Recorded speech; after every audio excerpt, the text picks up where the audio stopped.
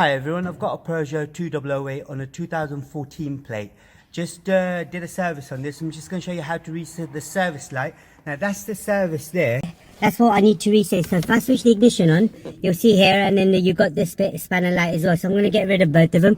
To do it, it's quite simple. Switch the ignition off, press and hold this spanner button here.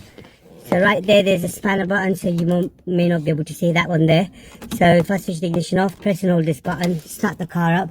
Now the countdown starts. As soon as it gets to 0,